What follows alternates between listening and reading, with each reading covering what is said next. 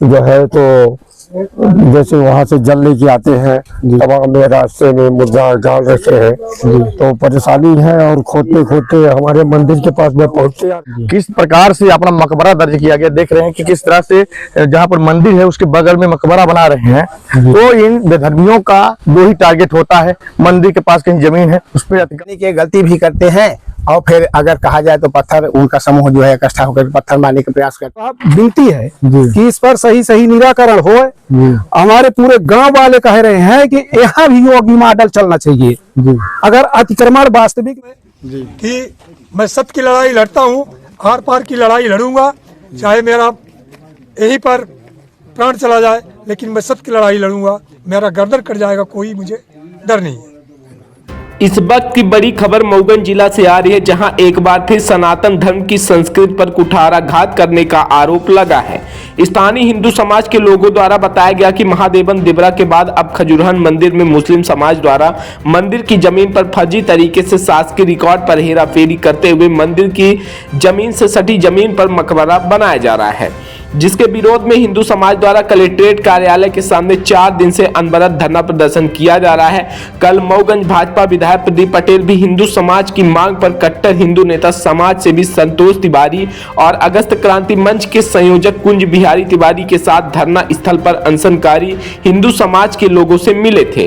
भाजपा विधायक प्रदीप पटेल ने अनशनकारियों को जिला प्रशासन से बात करने का आश्वासन दिया गया था, लेकिन आज एक बार फिर कट्टर हिंदू नेता समाज सेवी संतोष तिवारी खजुरहन मंदिर में पहुंचे, जहां उनके साथ साथ मंदिर परिसर में उपजी समस्याओं को लेकर मीडिया के समक्ष आपबीती को उजागर किया है। आपको बता दें कि स्थानीय हिंदू समाज के लोगों की मांग पर मऊगंज भाजपा विधायक प्रदीप पटेल भी खजुरहन मंदिर में पहुंचने की संभावना जताई जा रही है, जिसको लेकर जिला प्रशासन पूरी तरह से अलर्ट मोड पर है। देखा जा रहा है कि खजुरहन मंदिर में स्थित प्राचीन दुग्धेश्वर नाथ मंदिर में मऊगंज अनुविभागीय अधिकारी पुलिस अंकिता सुल्या, मऊगंज थाना प्रभारी राजेश पटेल, पूर्व थाना प्रभारी सायपुर ज्ञानेंद्र पटेल सहित पुलिस लाइन से भारी संख्या में पुलिस बल तैनात किया गया है। साथ ही राजस्व विभाग का अमला भी मंदिर परिसर में मौजूद है। आपको बता दें कि महादेवन मंदिर दिबरा में उपजे विवाद को लेकर प्रशासन पूरी तरह से अलर्ट मोड पर है, कहीं कोई बड़े विवाद की स्थिति निर्मित ना हो पाए।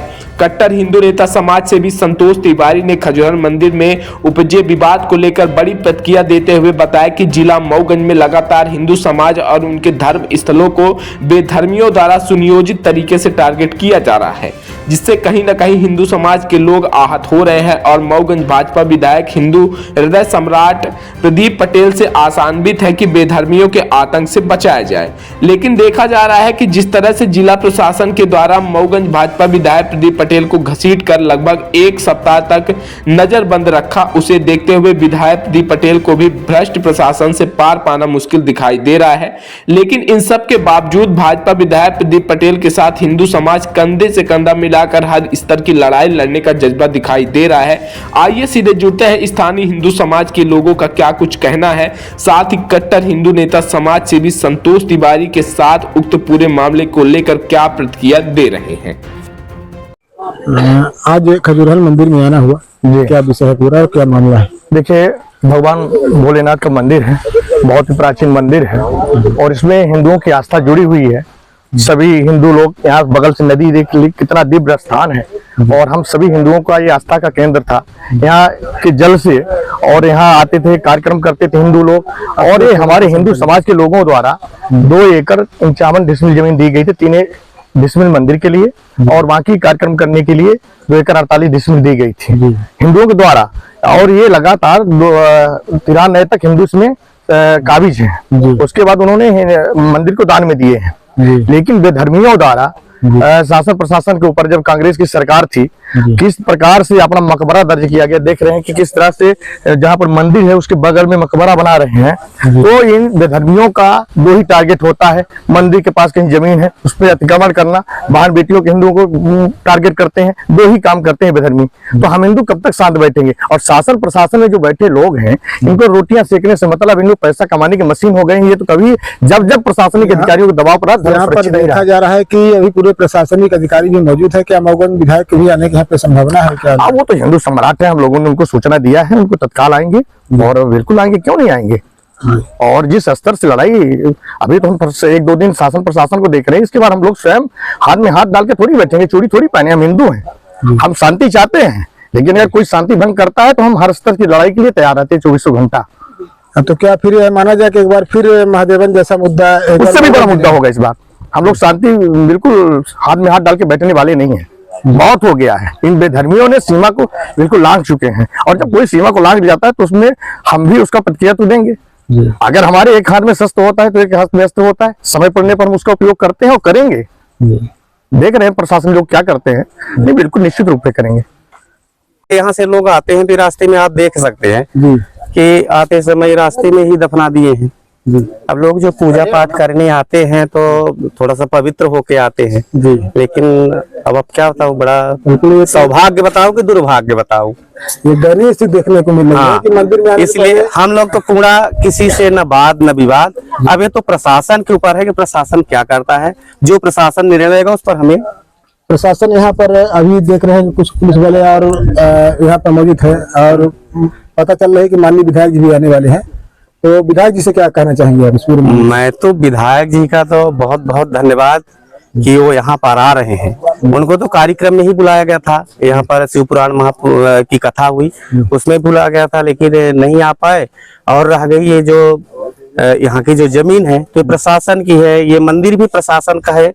देवतलाय का जो मंदिर है वहाँ पर प्रशासन उसकी व्यवस्था करती है, वहाँ से जो इनकम आती होगी तो उसमें भी उनका जो भी जैसा चलता होगा, तो ये मंदिर भी तो प्रशासन का है। तो प्रशासन इस मंदिर को भी ध्यान दे बिल्कुल इसमें। और क्या कहूँ, बाकी तो सभी प्रशासन भी समझदार है, और यहाँ भी, और रह गई पुलिस यहाँ पर आ रही है तो उनकी व्यवस्था है वो करे, किसी के साथ कोई प्रकार का हम लोग तो लड़ाई झगड़ा का कोई बात ही नहीं। हम लोग तो भाई भाई में रहते हैं कि ये मतलब भाई भाई रहते हैं, भाई वो भी हमारे भाई हैं, और अभी तक मिलके ही रह रहे थे। अब रह गई ये जमीनी विवाद है, तो जमीन का जो है तो उनको तो दे देना चाहिए, अपने से ही दे देना चाहिए। और जो पंडित जी लोग देते हैं तो ले ले, हम लोग तो पंडित जी की बसाए में है। देखिए हम लोग का मेन मुद्दा है, ज्यादा हम घुमा फिरा के नहीं बताएंगे। 2 एकड़ 48 डिसमिल का रकबा पहले था पूरा हिंदू पक्ष का, उसमें 30 डिसमिल मुसलमानों को दिया गया था, पूर्वजों ने दिए थे। तो 30 डिसमिल से ये लोग कैसे जबरदस्ती करके कि हम लोगों को मात्र 20 डिसमिल छोड़ दिए, बाकी सब खा के हजम कर गए कागजों में। इसलिए हम लोगों का संदेश पहुंचाना सरकार के पास हाथ जोड़ के पूरे गांव का विनती है कि इस पर सही निराकरण हो। हमारे पूरे गांव वाले कह रहे हैं कि यहाँ भी योगी मॉडल चलना चाहिए, अगर अतिक्रमण वास्तविक में हुआ है तो, और नहीं इसकी जमीन का वक्फ बोर्ड को होता है कि ये पट्टे की जमीन है तो दान दिए थे, ग्रामीणों ने उसको दान दिए हुए थे। इसमें वक्फ बोर्ड में तो होना नहीं चाहिए, ये सब जिसकी सत्ता थी तो ये गलत काम किए हैं। और वो भी रिकॉर्ड नहीं दिए थे, वही चौकीदार थे, आप उसी में अपना निस्तार करिए, वही चौकीदार थे, उसी में गाड़ी है।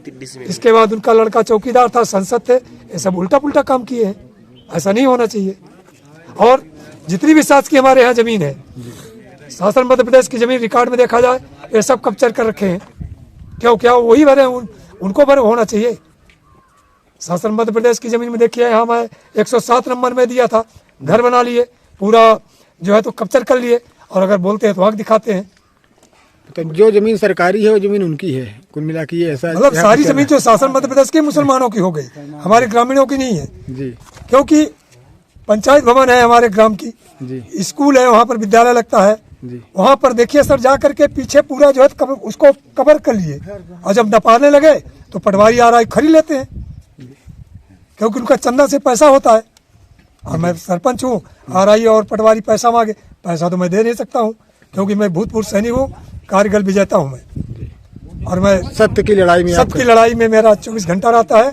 पूर्व में भी लड़े हैं, आगे भी लड़ने की मैं तो बता दिया हूँ, कलेक्टर महोदय जी से भी बताया हूँ मैं कि मैं सत्य की लड़ाई लड़ता हूँ, आर पार की लड़ाई लड़ूंगा, चाहे मेरा यहीं पर प्राण चला जाए, लेकिन मैं सत्य की लड़ाई लड़ूंगा, मेरा गर्दन कट जाएगा, कोई मुझे डर नहीं है।